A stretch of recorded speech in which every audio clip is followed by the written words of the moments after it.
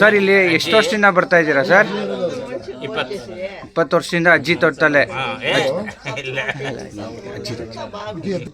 ಅಜ್ಜಿ ತೋಟಕ್ಕೆ ಅಜ್ಜಿ ಪರಿಚಯ ಆಗಿದ್ದು ಸುಮ್ಮನೆ ಹೋಗಕ್ಕೆ ಇಲ್ಲಿ ನಮ್ಮ ಸ್ನಾನಕ್ಕೆ ನೀರು ಇರ್ಲಿಲ್ವಲ್ಲ, ಅಲ್ಲೆಲ್ಲೇ ಹೋಗಿದ್ವಿ. ಪಾಪ ನೀರು ಕೊಡಲ್ಲ ಅಂದ್ರೆ ಅವ್ರು ಸ್ನಾನ ಮಾಡ್ತೀವಿ ಅಂತಂದು ಬಂದಾಗ ಅವಾಗ ಅಜ್ಜಿ ದೊಡ್ಡ ಮನುಷ್ಯನ ಬರ್ರಿಯಪ್ಪ ಸ್ನಾನ ಮಾಡಿದ, ಅವಾಗ ನಮ್ಗೆ ಖುಷಿ ಐತೆ ಅಷ್ಟೇ.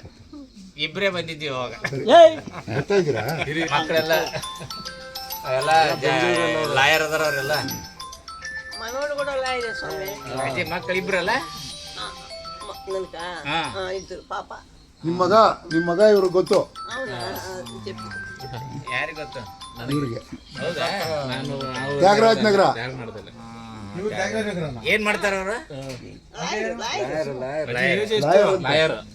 83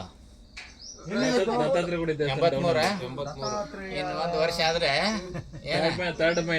ಚಂದ್ರಶೇಖರನ ಕರ್ಣೆ ಮ್ಯಾಗ ಪರಮೇಶ್ವರ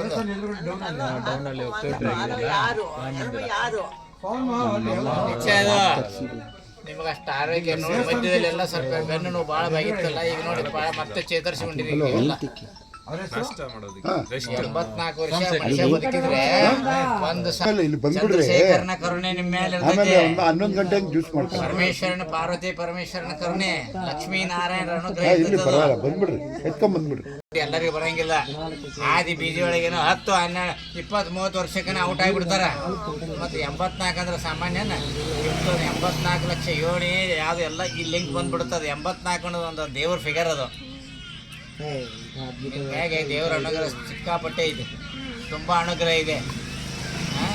ಅದು ಅವರು ಬಂದವ್ರನ್ನ ಅತಿಥಿಗಳನ್ನ ಸ್ವಾಗತ ಮಾಡುವಂಥ ವಿಧಾನ ಏನಿಲ್ಲ. ಏನು ಬಂದಿರಿ ಹದುಳವಿದ್ದೀರಿ ಎಂದರೆ ನಿಮ್ಮ ಮೈಸೂರಿ ಹಾರಿ ಹೋಗುವುದೇ. ಬಂದವ್ರಿಗೆ ಬರ್ರಿಯಪ್ಪ ಕುಂಡ್ರಿ ಒಂದು ಕಪ್. ನೀವೇನು ಚಹಾ ಕೊಡೋದು ಬೇಡ, ಟೀ ಕೊಡೋದು ಬೇಡ, ಬೆಲ್ಲ ಕೊಡೋದು ಬೇಡ. ಬೆಲ್ಲದಂತ ಒಂದೆರಡು ಮಾತಾಡಿದ್ರೆ ಏನಾಕೈತಿ?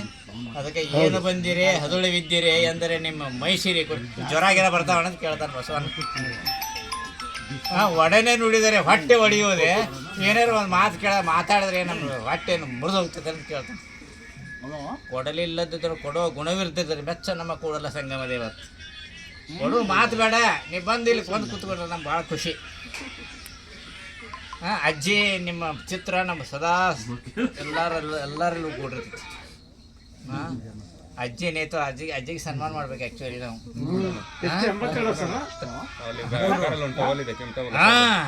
ಯಾಕಂದ್ರೆ ಅಜ್ಜಿ ಇಂಥವ್ರು ಸಿಗೋತ್ತಮ್ಮ. 83 ವರ್ಷ.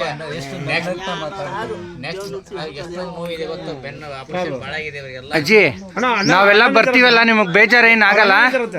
ಅಜ್ಜಿ ನಾವು ಬಂದದಕ್ಕೆ ನಿಮ್ಗೇನು ಬೇಜಾರಿಲ್ಲ.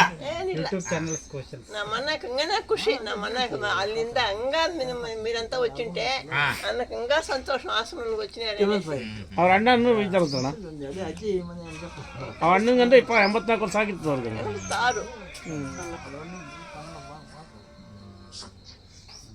ಅಜ್ಜಿದು ಒಂದು ಫೋಟೋ ಸ್ವಲ್ಪ ಹಿಡಿದೆ యూట్యూబ్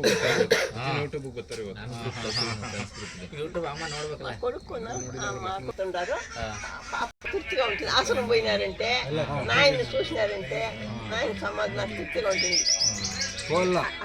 అట్లా ఆ పక్క పోతే ఈ పక్క వచ్చేదానికి అదే ఆ చుట్టుపక్కన చుట్టుకొని రావాలా అని. బంగారు పనుమా నేను ఎట్లా వస్తామంటే ఇట్లా ఆశ్రమం. ఆ ఆశ్రమం అన్నీ చూసుకుని మనకి ఇట్లా చేస్తామంటే కాణిపక్క బంగారు పని